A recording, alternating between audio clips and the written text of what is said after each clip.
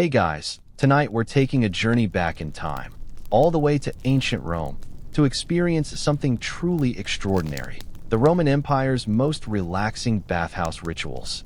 Imagine, if you will, the gentle murmur of voices, the scent of olive oil and exotic perfumes mingling with the earthy smell of warm stone. You're standing on the threshold of a world designed for ultimate unwinding, a place where the worries of the day simply melt away. We're talking about the Thermae, those colossal, awe-inspiring complexes that were the heart of Roman daily life, not just for hygiene, but for socializing, doing business, and just chilling out. Honestly, you probably won't survive this level of pure, unadulterated relaxation without drifting off. So, before you get comfortable, take a moment to like the video and subscribe, but only if you genuinely enjoy what I do here. And hey, if you're listening, let me know where you are and what time it is for you. Now, dim the lights, maybe turn on a fan for that soft background hum, and let's ease into tonight's journey together. You stand on the grand marble steps, the late afternoon sun casting long shadows across the intricate mosaics. The air here, even before you step inside, feels different, a humid warmth, carrying whispers of steam and distant laughter. Before you lies the entrance to the Thermae, not just a building, but a sprawling complex that stretches further than you can easily discern from this vantage point. This isn't just a simple bath, it's an architectural marvel, a testament to Roman ingenuity and their dedication to public well-being. Think of the grandest public building you've ever seen, multiply it by 10, and then imagine it buzzing with life every single day. The sheer scale is breathtaking. Arches soar overhead, supported by massive columns carved from precious imported stones. The stonework is impeccable, fitted with a precision that makes you wonder how mere mortals, even Roman ones, managed it. You can almost feel the vibrations of activity from within, a low hum of humanity enjoying themselves. As you finally cross the threshold, the sounds swell. This isn't a quiet library, not yet. It's a symphony of a thriving community. The clatter of sandals on stone, the echoing splashes from unseen pools, the murmur of countless conversations, all blend into a surprisingly soothing ambient soundscape. You notice the intricate patterns of the floor, probably geometric designs or mythical creatures, worn smooth by centuries of bare feet and hobnailed sandals. The walls, you observe, are not just plain plaster but adorned with frescoes depicting scenes of heroic deeds, or perhaps serene landscapes, meant to transport the bather even further from their daily grind. It's an immersive experience from the very first step. One mainstream historical fact about these colossal structures is that the baths of Caracalla, one of Rome's most famous examples, could accommodate over 1,600 bathers at any one time. Imagine the logistics of managing that many people, all seeking relaxation and recreation. It puts modern-day public swimming pools to shame, really. A quirky tidbit, however, is that some wealthy Romans would bring their own personal bath attendants with them, not just to help them clean, but sometimes just to stand there and look important, a sort of ancient status symbol. You can practically hear the whispered judgments from other bathers. "Oh, look, Cassius brought 2 attendants today. Must be having a rough week." Historians still argue whether the primary purpose of these grand baths was purely hygienic, or if their social function, as community hubs, was in fact more significant. You pause, taking it all in, feeling the initial flush of warm air on your skin. This is more than just a place to wash. It's a living, breathing microcosm of Roman society. The sheer scale of it all is a gentle reminder that some things, like the need for a good soak and a bit of human connection, really haven't changed all that much in 2 millennia. You take a deep, slow breath, letting the unique atmosphere begin its work on your senses. As you move further inside, the initial grand entryway gives way to a more practical, yet still impressive, space, the apoditerium. This is the Roman equivalent of a very fancy, very public locker room, but with far more social activity than your average gym-changing area. The air here is a little cooler than outside, but still carries that pervasive warmth of the whole complex. Niches are carved into the walls, serving as individual cubbies for your clothes and personal effects. No actual lockers, mind you, just open spaces. You glance around, noticing servants, or perhaps slaves, depending on the status of their owners, carefully folding togas and tunics, placing them neatly in these alcoves. There's a distinct lack of privacy, which seems perfectly normal to everyone here. It's a collective disrobing, a communal shedding of the day's burdens, both literal and metaphorical. You begin to unfasten your own tunic, a simple linen garment, feeling the day's dust and sweat clinging to it. The process is unhurried, almost meditative. As you shed your outer layers, you become part of the collective, moving at the same relaxed pace as those around you. The sounds here are different now, less the echo of grand architecture, more the rustle of fabric, soft murmurs, and the gentle thud of sandals being set aside. It's less like a modern changing room, and more like a gentle, low-key party where everyone is just getting ready for a party. A very clean, very warm party.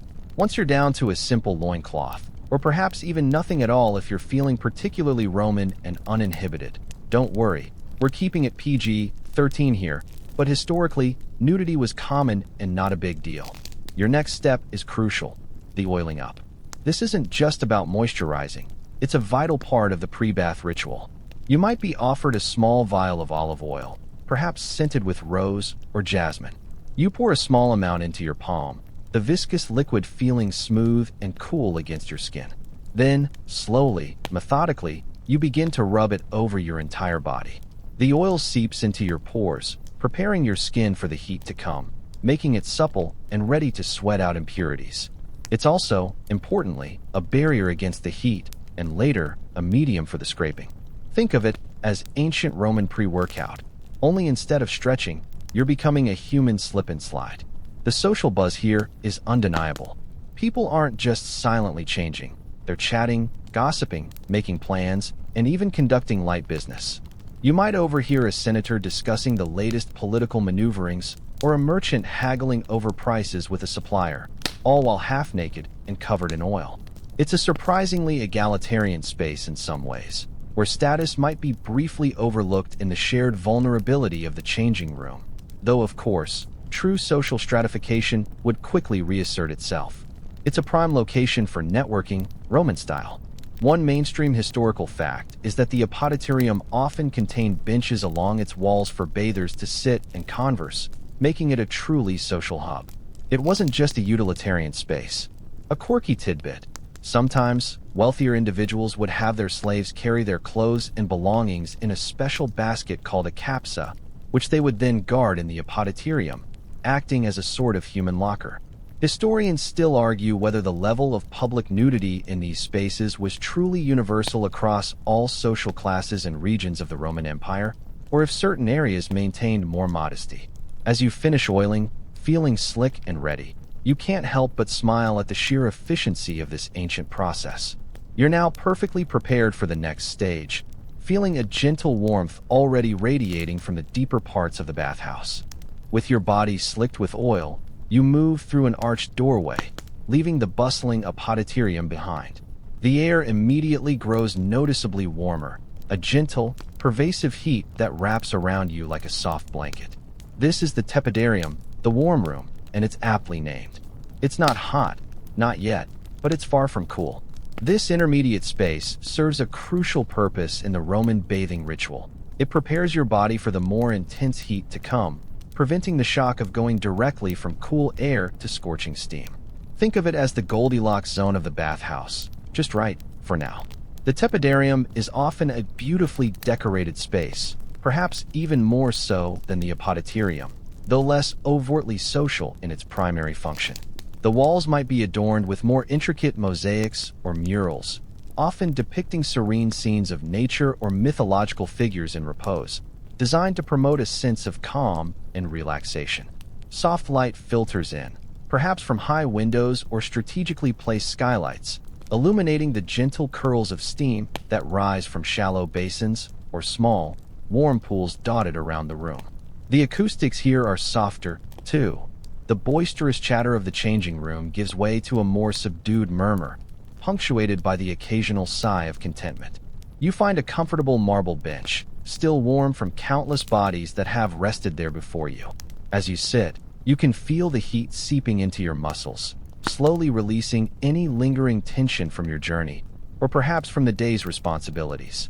It's a subtle shift, a gradual acclimation. You might see other bathers simply reclining, eyes closed, allowing their bodies to adjust.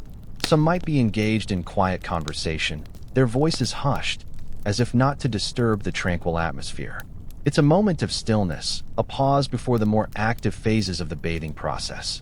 The air, humid and fragrant from the oils, and perhaps some aromatic herbs scattered in the warming water, is incredibly soothing. You breathe deeply, feeling your lungs expand with the moist, comforting warmth. It's in this room that the transition truly begins, from the outside world to the internal focus of the bath. It's less about active scrubbing and more about passive absorption of the gentle heat, allowing your pores to slowly open, your circulation to improve, and your mind to drift. It's the perfect antechamber to ultimate relaxation, a sort of pre-nap nap, if you will. One mainstream historical fact about the tepidarium is that it often contained a heating system that was less intense than the caldarium, perhaps using a separate furnace or drawing residual heat from the main hypocaust system, ensuring a consistent, moderate temperature. A quirky tidbit: some tepidaria would feature small, intricately carved fountains or pools, not just for bathing, but to add to the aesthetic and provide the soothing sound of trickling water. Historians still argue whether the tepidarium was primarily a transitional room, or if bathers were expected to spend a significant amount of time here, simply relaxing and conversing at a more leisurely pace. As you sit there, feeling the warmth penetrate deeper and deeper, you realize that this gentle easing into the heat is a stroke of genius. There's no rush, no sudden shock, just a gradual, peaceful surrender to the rising temperature. You can almost feel the everyday stress gently evaporating from your skin. Having thoroughly steeped yourself in the gentle warmth of the tepidarium, you now feel ready to embrace the true heat of the Roman bathhouse. You push off the marble bench, your skin tingling, and step through another doorway, this one leading into the caldarium. The moment you enter, a wave of intense, moist heat washes over you, enveloping you completely. This is the hot room, the real engine of the cleansing process, and it leaves no doubt about its purpose. The air is thick with steam, clinging to your skin and making it instantly dewy. It's a humid warmth that penetrates deep into your bones, coaxing out every last ounce of tension. The caldarium is often a large, vaulted chamber, designed to trap and intensify the heat. Light might be diffused, perhaps filtering through small, high windows that appear hazy with condensation. The walls and floor are typically made of marble or polished stone, which gleams with moisture and reflects the soft, steamy light. You can hear the steady drip of condensation from the ceiling and the occasional hiss as water meets hot surfaces. There might be several large, deep basins or tubs, labra, filled with hot water, where you can further immerse yourself if you desire. Some of these might even be built into the floor, allowing for a full-body soak. You find a spot to sit or recline on one of the heated marble benches. The heat is powerful, and almost immediately, you feel your pores opening wide. Sweat begins to bead on your forehead, then trickle down your temples, mixing with the olive oil still coating your skin. This isn't just about getting clean. It's about purification, about sweating out the impurities, both real and perceived, that accumulate from daily life. It's an almost spiritual experience for some, a physical manifestation of cleansing. Your breathing becomes slower, deeper, as your body adapts to the extreme temperature. It's a surprising kind of relaxation, the sort where your body is working hard, but your mind is being utterly soothed by the raw intensity of the heat. After a suitable period of intense sweating, and believe me, you will be sweating like you've just run a marathon in August, wearing a wool toga, it's time for the next crucial step, the scraping with the strigil. You might either perform this yourself, or, if you're a person of means, have an attendant do it for you. You pick up the strigil, a curved metal implement, usually bronze or iron, shaped somewhat like a blunt, elongated spoon. It feels cool and solid in your hand. Then, with slow, deliberate strokes, you begin to scrape the sweat and oil from your skin. What comes off is a mixture of oil, sweat, and loosened dirt and dead skin cells, a surprisingly satisfying, if slightly gross, feeling. It's like an ancient Roman exfoliation session, only way more primal. One mainstream historical fact is that the caldarium was heated by the hypocaust system, an ingenious underfloor heating method where hot air from a furnace circulated beneath the floor and through hollow spaces in the walls. A quirky tidbit is that the Romans often mixed various abrasive materials, like fine sand or pumice powder, with their olive oil before applying it, turning the strigil process into an even more effective scrub. Historians still argue whether the presence of labra, basins, and full bathing pools in the caldarium implied full immersion was expected, or if it was primarily a room for dry heat and subsequent scraping. As you scrape away, feeling your skin emerge surprisingly clean and soft beneath the residue, you notice the distinct, almost metallic scent of the hot, humid air. You're shedding more than just dirt. You're shedding the last vestiges of your busy, complicated Roman day. Refreshed and thoroughly scraped in the caldarium, you now face the ultimate invigorating shock, the plunge into the frigidarium. You step out of the hot, steamy chamber, your skin flushed and tingling, and immediately feel a sharp drop in temperature. This is the cold room, and it serves as the grand finale to the hot bathing sequence, a refreshing jolt to close your pores and stimulate your circulation. Think of it as hitting the reset button on your entire body. As you approach the edge of the large, often ornately decorated cold plunge pool, the air around it feels noticeably crisp and cool, a stark contrast to the humid warmth you just left. The water itself, glistening invitingly, or perhaps menacingly, depending on your disposition towards cold water, looks incredibly clear.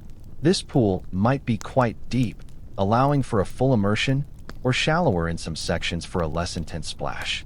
The walls of the frigidarium are often adorned with intricate mosaics, typically in cool blues and greens, perhaps depicting aquatic scenes or mythological figures associated with water, all designed to enhance the sense of coolness and tranquility.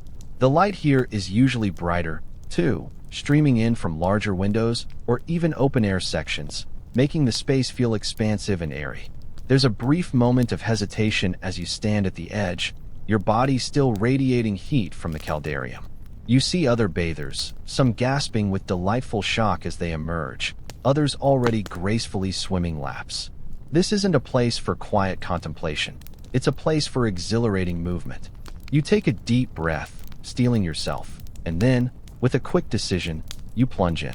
The initial sensation is an electrifying shock. The cold water embraces your entire body, stealing your breath for a split second. Your skin prickles, and every nerve ending awakens. It's an immediate, powerful contrast that makes you feel incredibly alive. The chill is intense, yes, but it's also exhilarating.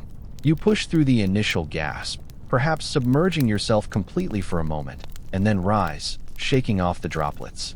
Your body, still warm from the previous rooms, quickly adjusts, and the invigorating cold gives way to a profound sense of clarity and energy. It's like waking up your entire nervous system. The rapid constriction and then expansion of your blood vessels is believed to be incredibly beneficial for circulation, and you certainly feel a renewed vigor coursing through your veins. You might splash around, do a few brisk strokes, or simply stand and let the cool water wash over you, feeling the last vestiges of sleepiness or lethargy drain away. One mainstream historical fact is that the cold plunge in the frigidarium was not just for pleasure, but was believed to have significant health benefits, helping to close pores opened by the heat and tone the skin. A quirky tidbit: some very elaborate frigidaria might have even incorporated small waterfalls or cascades, creating a dynamic and refreshing experience for bathers, adding to the sensory excitement. Historians still argue whether the frigidarium was always used immediately after the caldarium, or if some bathers preferred to intersperse their cold plunges with periods of exercise or relaxation in other parts of the complex. As you emerge from the cold water, feeling remarkably refreshed and invigorated, you realize this extreme contrast is key to the Roman bathing ritual's lasting appeal. Your senses are sharp, your mind clear, and you feel entirely revitalized, ready for whatever comes next. With the exhilarating shock of the frigidarium still tingling on your skin, you're feeling completely awake and energized. But the Roman bathhouse experience isn't just about hot and cold plunges. It's a holistic approach to well-being, which means it's time for some physical exertion.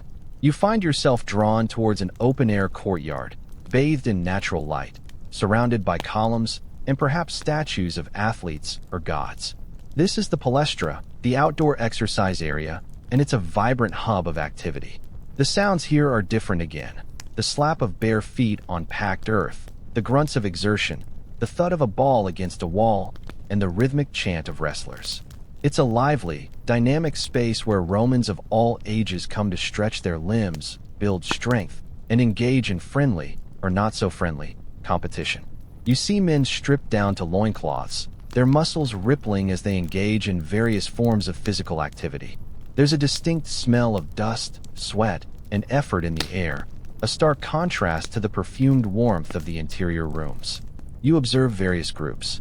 Over in one corner, two men are locked in a wrestling embrace, their bodies straining against each other, their movements a graceful dance of power and technique.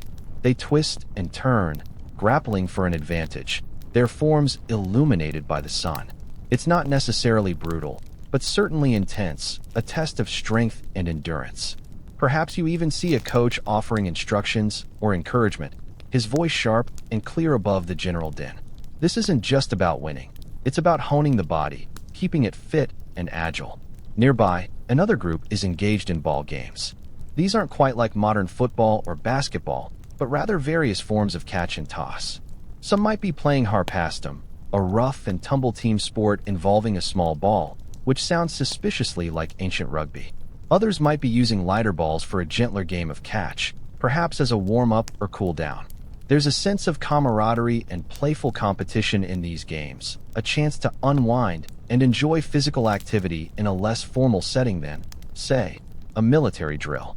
You might even see someone using a larger, air-filled ball for a solo workout, bouncing it against a wall with surprising agility. It's a good reminder that Romans weren't just about sitting in baths and talking philosophy. They valued physical prowess too. One mainstream historical fact is that physical exercise in the palestra was considered an essential precursor to bathing, believed to maximize the cleansing and therapeutic effects of the subsequent hot and cold treatments. A quirky tidbit: some Romans would even exercise after their baths, returning to the palestra for a cool-down or more vigorous activity before heading home, demonstrating their dedication to fitness. Historians still argue whether the level of intensity in palestra workouts was primarily driven by military training needs, or if it was simply a cultural embrace of athleticism for its own sake. You feel a gentle pull to join in, to stretch your own muscles, and feel the satisfying ache of exertion. The energy here is infectious, and it's easy to forget, for a moment, that you're in a bathhouse at all. It's a vital part of the Roman secret to feeling truly invigorated. After the invigorating exertions in the palestra, your muscles are pleasantly tired, and your body is thoroughly warmed up from the inside out. Now comes the blissful transition, a moment of pure indulgence designed to soothe and restore, massages and anointing. You gravitate towards a quieter, more dimly lit section of the baths, perhaps an alcove or a dedicated room, where the air is thick with the sweet, rich scent of various oils and unguents. This is where skilled hands work their magic, turning the simple act of applying oil into an art form. You find an available spot, perhaps a low marble bench or a raised plinth covered with a soft linen cloth. An attendant approaches, their movements fluid and practiced. This isn't a quick rub-down. It's a deliberate and therapeutic experience. They begin by applying more aromatic oils to your skin, not just olive oil this time, but perhaps blends infused with myrrh, frankincense, or even more exotic fragrances imported from distant lands. The oil is warm, and as it's smoothed over your skin, it carries with it a wave of relaxation that melts away any lingering tension from your workout. It's like your skin is drinking in liquid calm. The skilled hands of the masseur begin their work. They knead the muscles in your shoulders, releasing knots that you didn't even realize were there. They work down your back, along your arms and legs, applying just the right amount of pressure, firm enough to be effective, yet gentle enough to be deeply relaxing. Their fingers find every tight spot, every overworked muscle, coaxing them into submission. You can almost feel the day's stress being physically pushed out of your body with each stroke. The sensation is sublime, a delicious ache that quickly gives way to a profound sense of ease.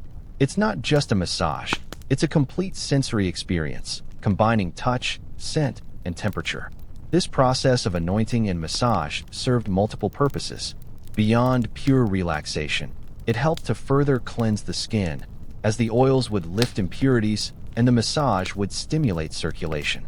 It was also a form of social ritual, a way to connect and unwind in a communal setting, even if the primary interaction was with the masseur. You might hear the soft sighs of other bathers nearby, or the gentle murmur of conversation from those still exercising in the distance. But here, in this quiet corner, the focus is entirely on your own body and the skilled touch of the attendant. One mainstream historical fact is that Roman massages often incorporated techniques similar to modern Swedish massage, focusing on long strokes, kneading, and percussion, demonstrating an advanced understanding of therapeutic touch. A quirky tidbit: some wealthy Romans had their own personal masseurs who would accompany them to the baths, ensuring they received consistent and personalized treatments, no matter which bathhouse they visited. Historians still argue whether these massages were considered a luxury exclusively for the elite, or if they were a common and accessible part of the public bath experience for most Romans.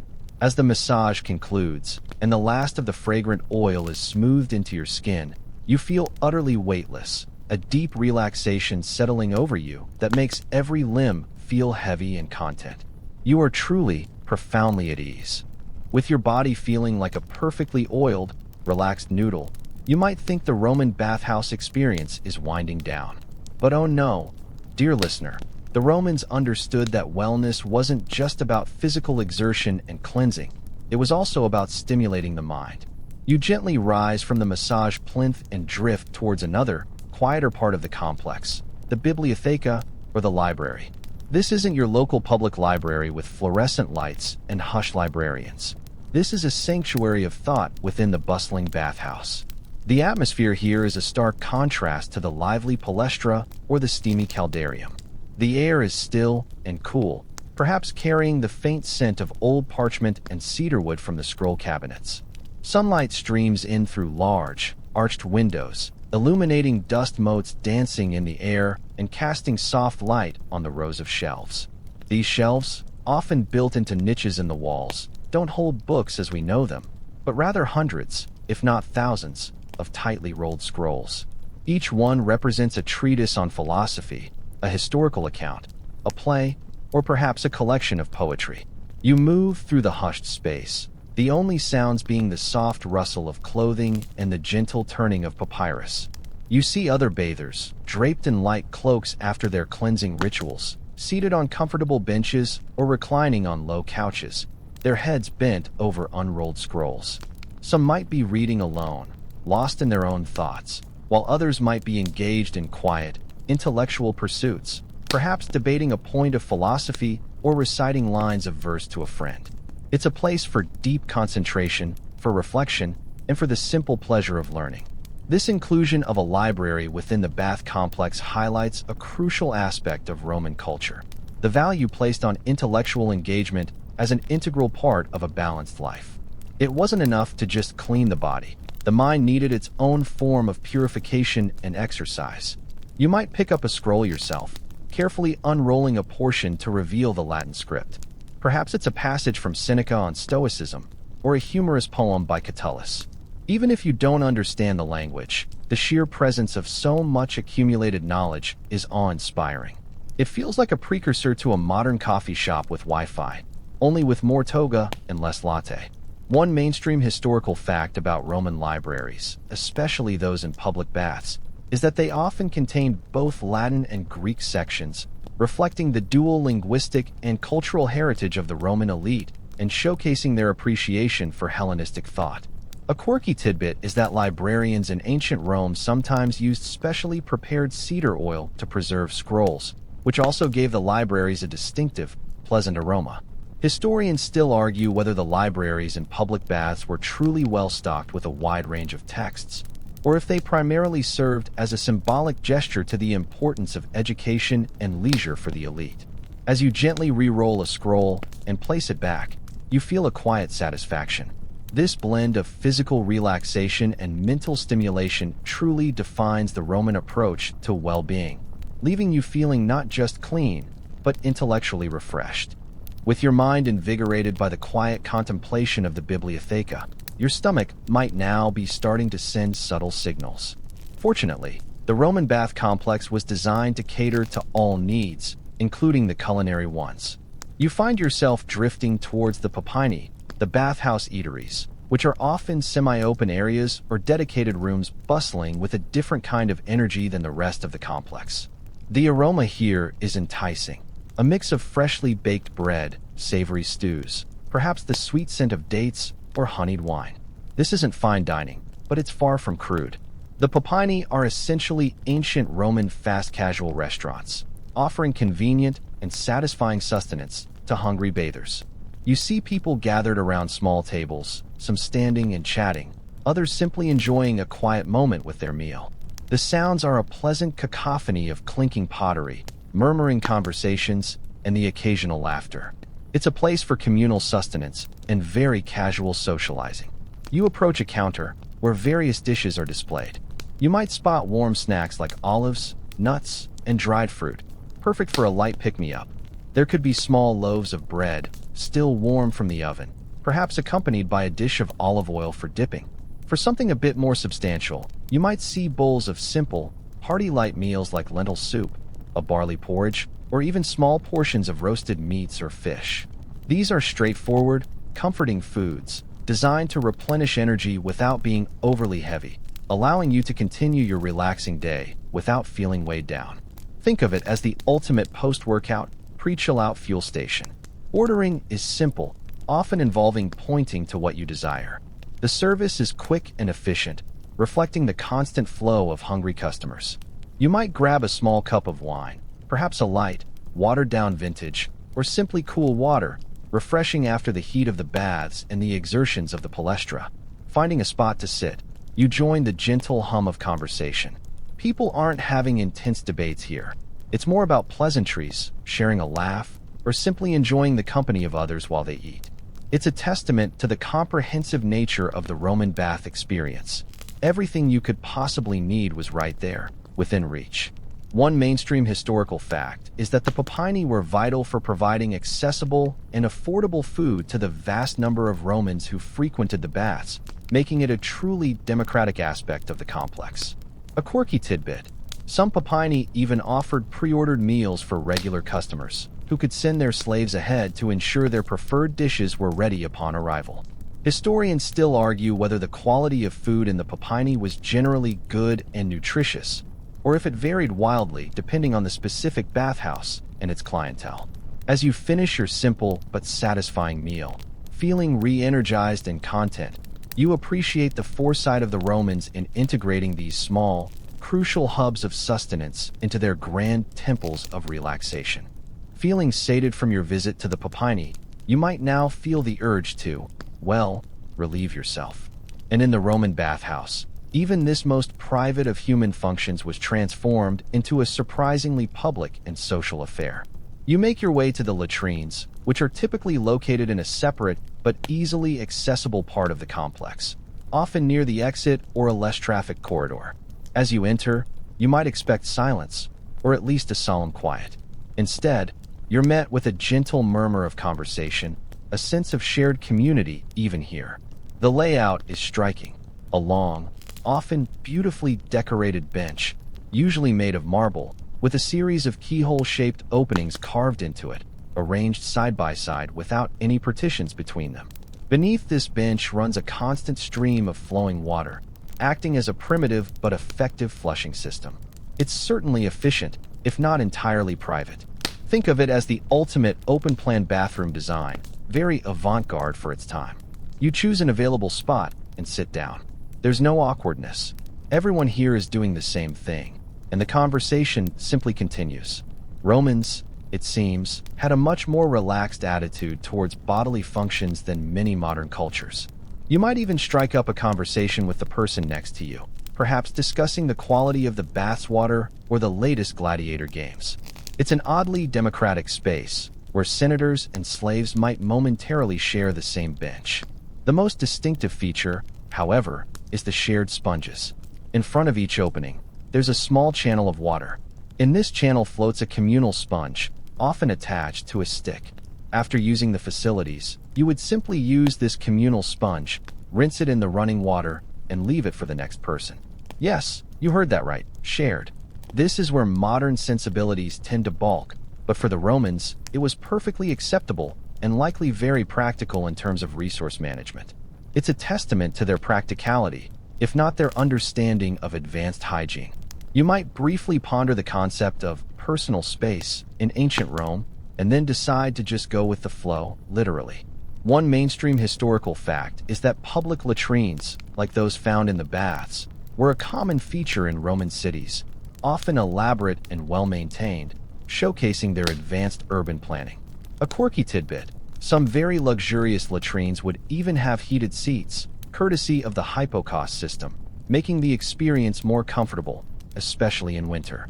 Historians still argue whether the shared sponge was regularly disinfected with vinegar or salt, or if it was simply rinsed and reused, prompting some modern historians to shudder at the thought of ancient Roman bacteria.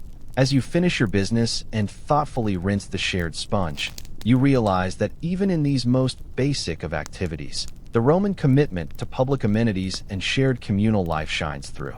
It's an experience that truly broadens your understanding of daily life in the ancient world. Having navigated the surprisingly social aspects of the latrines, your curiosity might now be piqued by a lingering question. How on earth did the Romans manage to keep these vast complexes so wonderfully warm, especially the pools and floors? The answer lies beneath your very feet, hidden from plain sight, a testament to an engineering marvel that predates central heating by millennia, the hypocaust system.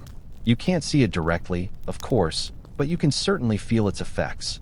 The warmth that radiates up from the marble floors, the consistently heated water in the caldarium, even the warm air that circulated through certain rooms, it all owes its existence to this ingenious innovation.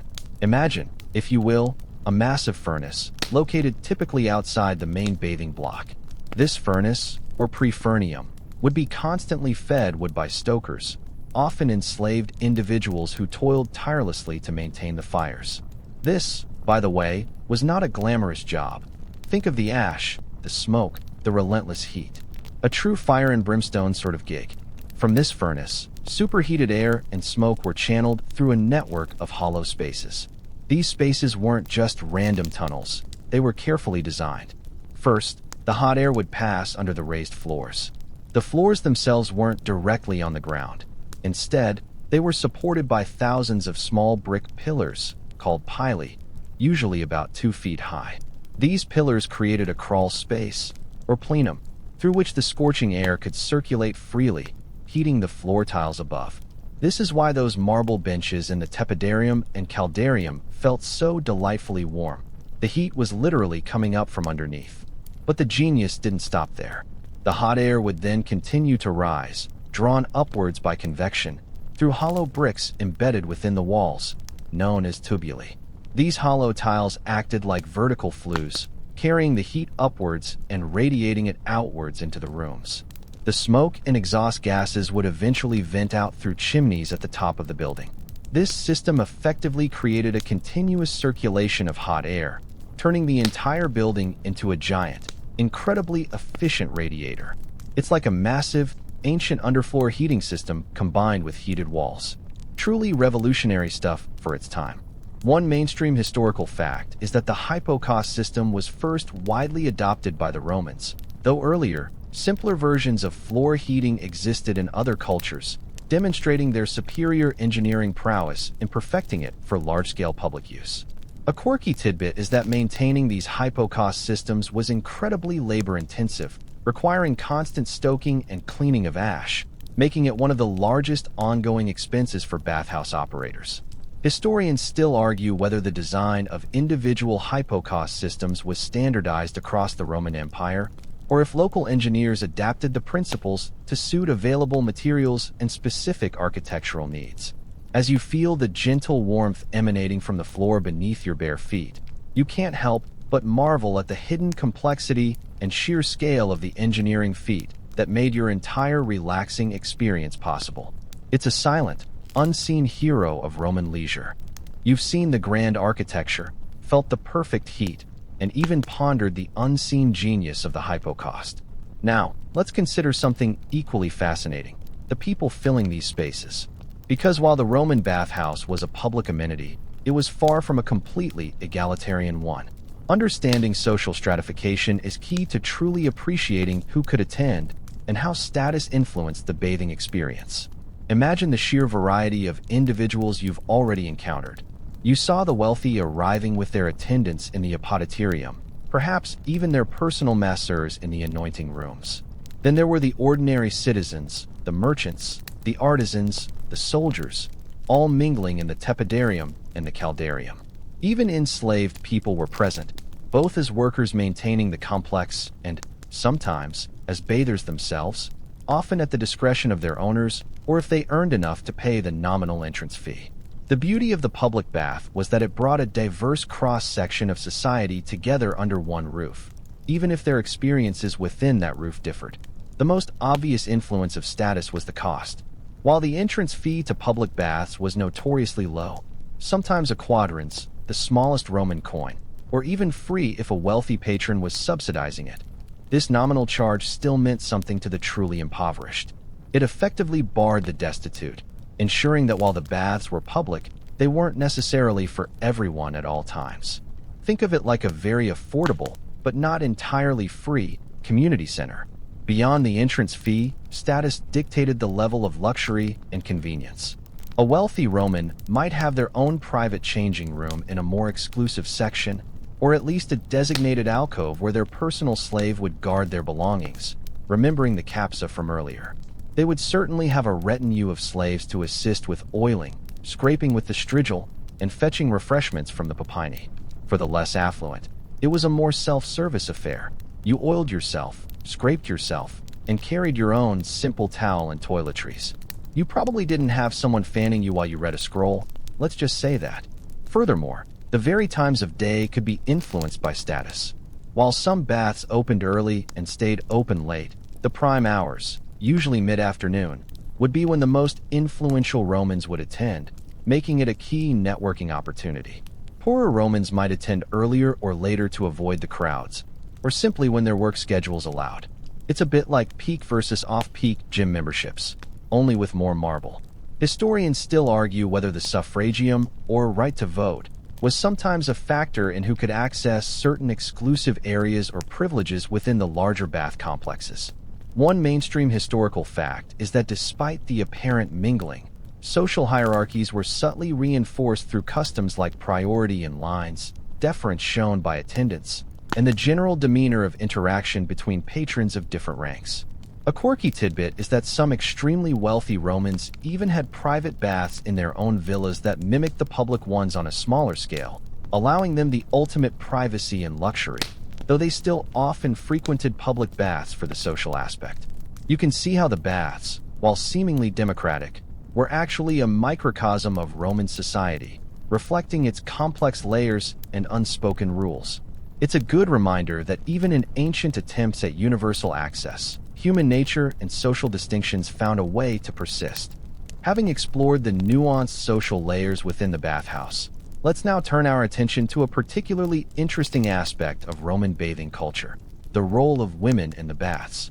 For a long time, historians and popular culture imagined Roman baths as predominantly male spaces, but the reality was far more complex and, frankly, much more inclusive than often portrayed. You might have noticed a greater number of men than women during your journey through the main public areas, but that doesn't mean women were excluded. Far from it. Separate facilities were a common feature in many Roman bathhouses. Often, a large bath complex would have two distinct sets of bathing rooms, one for men and one for women, each with its own apoditerium, tepidarium, caldarium, and frigidarium. These women's sections, known as balneae mulibras, were sometimes smaller, but just as well appointed and fully functional as the men's. This allowed women to enjoy the full benefits of the bathing ritual in a space designated for them, maintaining social norms around modesty. However, the question of mixed bathing debates is where things get truly interesting. While separate facilities were common, archaeological evidence and ancient texts suggest that mixed bathing did occur in some periods and at certain baths. For example, some bathhouses might have had specific hours designated for mixed bathing, perhaps in the early morning or late evening, or on certain days of the week. Other, smaller private baths might have been inherently mixed. This practice was often a source of moral concern for ancient writers like Juvenal and Seneca, who lamented what they saw as the decline of traditional Roman values and increased licentiousness in these mixed environments. Their complaints, however, tell us that mixed bathing was happening, even if it wasn't universally approved. It's a bit like modern debates about dress codes at the beach. Some people loved it, some people really didn't. Women's bathing rituals, while following the same basic sequence of hot to cold rooms, also had their unique rituals. Beyond simple washing, Roman women often used special beauty treatments in the baths. They would apply various cleansers, exfoliants, and richly scented oils, sometimes mixed with finely ground minerals or herbs, to soften their skin and enhance their beauty. Depilation, or hair removal, was also a common practice, using tweezers, razors, or even depilatory creams made from substances like resin or pitch. Imagine the ancient equivalent of a spa day, complete with hair removal and exotic fragrances. These weren't just about hygiene. They were essential components of Roman beauty standards and personal care routines. One mainstream historical fact is that the presence of separate women's sections in many large public baths indicates a societal recognition of women's right to access public amenities for hygiene and leisure, albeit often with a degree of segregation. A quirky tidbit is that some historians speculate the moralizing texts complaining about mixed bathing might have been exaggerated to serve a political or social agenda, rather than truly reflecting widespread decadent practices. Historians still argue whether the frequency and social acceptance of mixed bathing varied significantly by region, social class, and historical period across the vast Roman Empire. As you consider the women moving through their own sections, or perhaps, on a different day, sharing the main halls, you gain a fuller, more vibrant picture of Roman society in all its complexities and contradictions. Having seen the societal tapestry woven within the bathhouse walls, including the fascinating role of women, let's delve into another crucial aspect that underpinned the Romans' dedication to their thermae, the belief in the healing aspects of the baths. For the Romans, a trip to the bath wasn't just about getting clean or socializing. It was often viewed as a vital part of maintaining health and even treating illness. You've already experienced the profound physical sensations, the intense heat of the caldarium drawing out sweat, the invigorating shock of the frigidarium tightening your pores, the soothing touch of massage. These weren't just pleasantries. They were considered active therapeutic interventions. The copious sweating in the hot rooms was thought to purge the body of bad humors or impurities, a concept central to ancient medicine. Think of it as a super detox, ancient style. The medicinal properties attributed to the various treatments were extensive. Hot water and steam were believed to alleviate aches and pains, relax muscles, and improve circulation. Cold plunges were thought to tone the body, strengthen the nerves, and even prevent colds. Massages, as you experienced, improved flexibility and relieved muscular tension.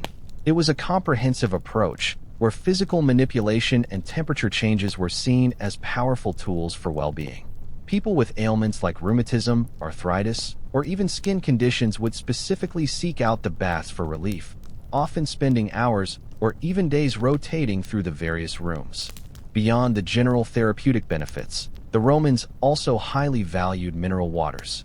Many bath complexes were built over natural hot springs known for their specific mineral content, like the famous baths at Bath in Britain, known as Aquae Sulis to the Romans, or the therapeutic springs around Rome itself. These waters, rich in sulfur, iron, or other minerals, were believed to possess unique curative powers. People would not only bathe in them, but also drink them, convinced that ingesting the waters would help with digestive issues, internal ailments, or general vitality. It was an early form of hydrotherapy, where the very chemistry of the water was considered a key ingredient in the healing process. Ancient hydrotherapy beliefs permeated Roman medical practice. Physicians like Galen and Celsus, prominent figures in Roman medicine, often prescribed bathing as a treatment for a wide range of conditions. They understood the physiological effects of heat and cold, even if their understanding of the underlying biology wasn't quite modern. The baths were places of both preventative medicine and active treatment, making them central to public health. It wasn't uncommon for doctors to recommend a specific bathing regimen. How long in each room, how many cold plunges, tailored to a patient's particular affliction. One mainstream historical fact is that many Roman medical treatises extensively discussed the benefits and proper application of bathing for health, highlighting its integration into medical theory and practice. A quirky tidbit is that some bathhouses even offered specific healing chambers where people with certain ailments, such as respiratory issues, would inhale medicinal vapors or fumes. Historians still argue whether the perceived healing benefits of Roman baths were primarily psychosomatic, or if the physical effects of heat, massage, and hydrotherapy truly offered tangible medical improvements. Regardless, as you consider the Romans' deep faith in the therapeutic power of water and warmth, you gain an even greater appreciation for the holistic nature of their approach to life and well-being. After hours spent navigating the layers of Roman bathing, from the grand entrance to the healing waters, you find yourself at the final stage of this incredible journey, departure and lingering calm. Your body feels incredibly cleansed, profoundly relaxed, and surprisingly light.